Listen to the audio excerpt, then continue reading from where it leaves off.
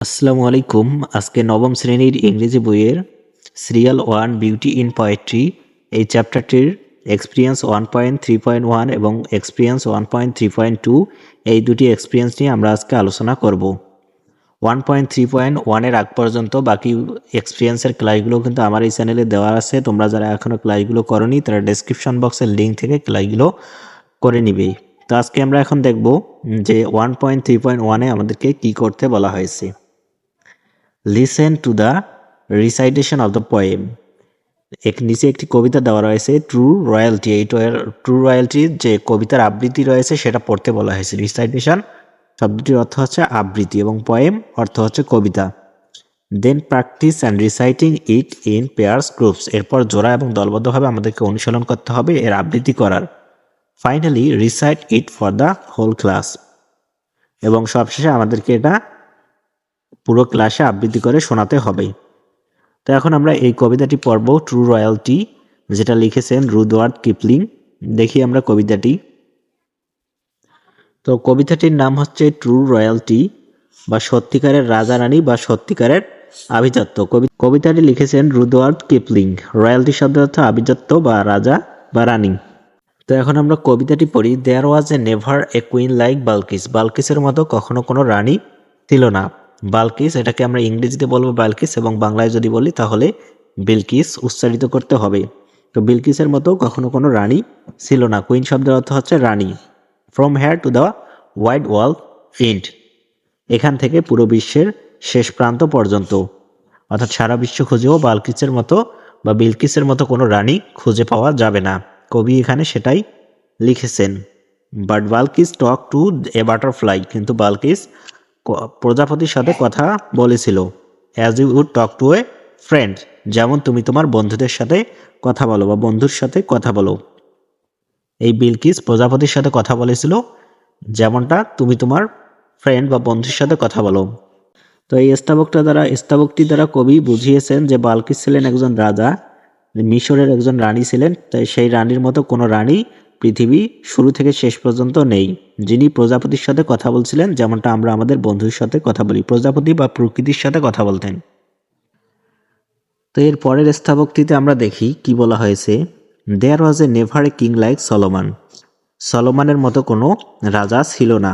Solomon অর্থাৎ এখানে সুলাইমান আলাইহিসসালামকে বলা হয়েছে। মুসলমানরা বলে সুলাইমান আলাইহিসসালাম এবং ইংরেজ বা খ্রিস্টানরা সলোমন হিসেবে আখ্যায়িত করে।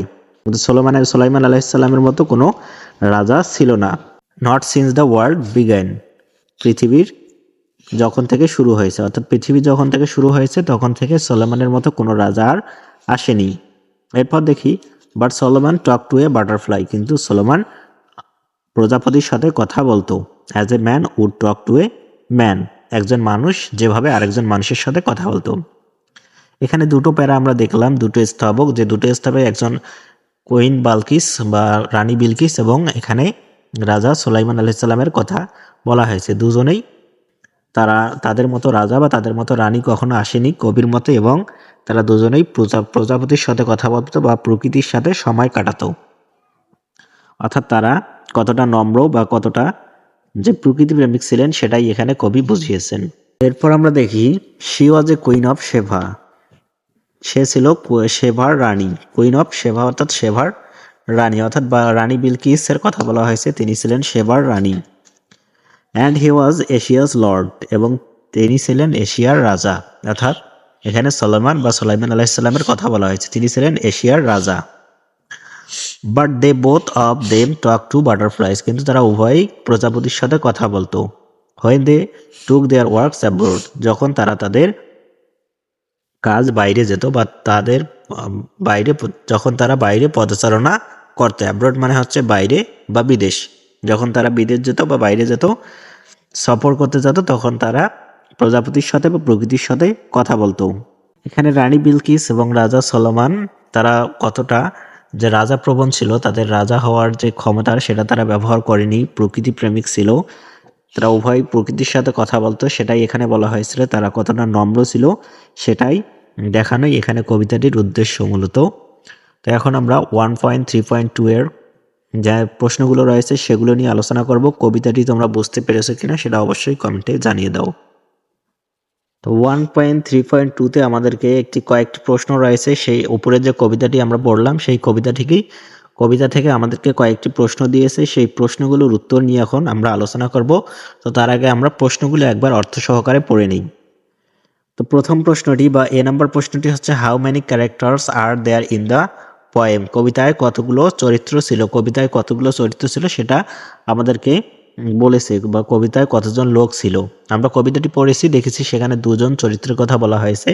তো উত্তর হবে দুজন। আমরা একটু পরে উত্তরগুলো নিয়ে আলোচনা করব। B number, who are Balkis and Solomon? Balkis এবং Solomon K? How are they? তারা কেমন ছিল বা তাদের স্বভাব কেমন?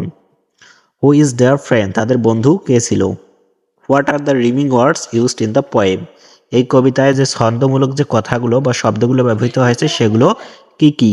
রিমিং ওয়ার্ড অর্থাৎ হচ্ছে ছন্দ শব্দ যেগুলো এই কবিতায় ব্যবহার হয়েছে সেটা আমাদেরকে লিখতে হবে। What are the words that are repeated in the poem?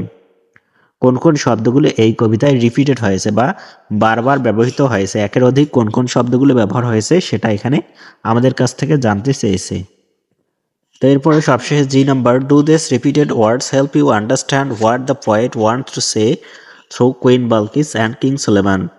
এই রিপিটেড ওয়ার্ড বা বারবার যে শব্দগুলো এসেছে এই শব্দগুলোকে তোমাকে কবি কি বোঝাতে চেয়েছে কিং সলেমান, রাজা সলোমন এবং রানী বালকিস সম্পর্কে যেটা বোঝাতে চেয়েছেন সেটা কি বুঝতে পেরেছো, সেটা জানতে চেয়েছে। অর্থাৎ এই রিপিটেড ওয়ার্ডগুলো দ্বারা কিং সলেমান এবং কুইন বালকিসের সম্পর্কে যে কথাটি বলা হয়েছে কবিতায় সেটা বুঝতে পেরেছো কিনা। তো এখন আমরা এই উত্তরগুলো নিয়ে আলোচনা করি। তো এখানে প্রশ্নগুলো উত্তর দেওয়া হয়েছে। দেখো, প্রথম প্রশ্নটি ছিল, how many characters are there in the poem? কবিতায় কতগুলো চরিত্র ছিল?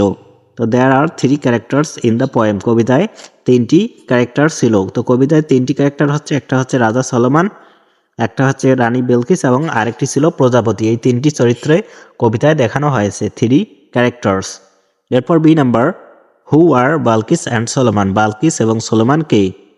বালকিস এবং সলোমানের আমাদেরকে পরিচয় দিতে হবে। Balkis is the queen of Sheba and Solomon is the lord of Asia. Balkis বা বিলকিস হচ্ছে সেভার রানী এবং সলোমান হচ্ছে এশিয়ার রাজা। এশিয়ার রাজা ছিল সলোমান এবং বালকিস ছিলেন সেভার রানী। এই উত্তরগুলো কিন্তু যারা কবিতাটি ভালোভাবে পড়েছো বা আমার এই উপরের ক্লাসটি ভালোভাবে করেছো তারা নিশ্চয়ই এর প্রশ্নগুলোর উত্তর নিজে নিজেই দিতে পারবে। তো সি নাম্বার হচ্ছে, হাউ আর দে? তারা কেমন ছিল, অর্থাৎ তাদের স্বভাবটা কেমন? They were very humble. তারা ছিল খুবই নম্র। অর্থাৎ যেহেতু তারা প্রকৃতির সাথে কথা বলে এবং তাদের যে ভদ্রতা সেটা কিন্তু আমরা সবাই জানি, তাই দে ওয়ার ভেরি হাম্বল। তাদের এই হাম্বলনেসটাই কিন্তু কবি এখানে কবিতায় ফুটিয়ে তুলেছেন। তারা ছিলেন নম্র। এরপর ডি নাম্বার হচ্ছে, হু ইজ দেয়ার ফ্রেন্ড? তাদের বন্ধু কে? A butterfly is their friend. একটা বাটারফ্লাই বা প্রজাপতি হচ্ছে তাদের বন্ধু। আমরা দেখেছি যে তারা সবসময় একটা বাটারফ্লাই বা প্রজাপতির সাথে কথা বলেছেন। তো এখানে who is their friend? A butterfly is their friend. বাটারফ্লাইটি বা প্রজাপতিটি হচ্ছে তাদের বন্ধু। এরপরে ই নাম্বার প্রশ্নটি ছিল, what are the rhyming words used in the poem? কবিতায় কোন কোন রিমিং ওয়ার্ডস বা ছন্দ শব্দগুলো ব্যবহৃত হয়েছে? তো the rhyming words used in the poem are end, friend, began, man and lord abroad. এই কয়েকটি শব্দ, end, friend, began, man and lord abroad, এই কয়েকটি শব্দ হচ্ছে কবিতার রিমিং ওয়ার্ড। কারণ দেখো, এই কবিতাগুলোর ইন্ট এবং ফ্রেন্ড এই দুটোর মধ্যে একটা মিল রয়েছে যেটা আমরা কবিতায় দেখেছি, এবং বিগান, ম্যান, এখানে এই দুটো শব্দের মধ্যেও একটা মিল রয়েছে। ছন্দ বা রিমিং ওয়ার্ডস হচ্ছে এই মিলময় ওয়ার্ডগুলো, এবং লর্ড অ্যাব্রোড, এই দুটো ওয়ার্ডের মধ্যে একটা মিল রয়েছে যেটা কবিতায় খুব সুন্দরভাবে দেওয়া রয়েছে। এরপরের প্রশ্নটি হচ্ছে, what are the words that are repeated in the poem? এই কবিতায় কোন কোন শব্দগুলো রিপিটেড হয়েছে বা পুনরায় এসেছে? তো এর অ্যান্সারটি হচ্ছে, the repeated words in the poem are there was এই শব্দটি দুবার এসেছিল। টকড, এটাও দুবার ব্যবহৃত হয়েছে। টু বাটারফ্লাইস, এটাও একাধিকবার এসেছে। বালকিস, সলোমান এবং অ্যাজ, এই কয়েকটি শব্দ বারবার এসেছিল কবিতায়। তো এরপর জি নম্বর প্রশ্নটি হচ্ছে, do this repeated words help you understand what the poet wants to say through queen Balkis and king Solomon? এই পুনরায় ব্যবহৃত শব্দগুলো তোমাকে কি বুঝতে সাহায্য করেছে কুইন বালকিস এবং কিং সলোমনের ব্যাপারে? তো এখানে যেহেতু আমাদের কাছ থেকে ব্যাখ্যা চাইনি, শুধু আমরা উত্তরটাই দিয়ে দেবো। This repeated words help me understand what the poet wants to say through Balkis and king Solomon. তো এই রিপিটেড ওয়ার্ডসগুলো বা এই পুনরায় ব্যবহৃত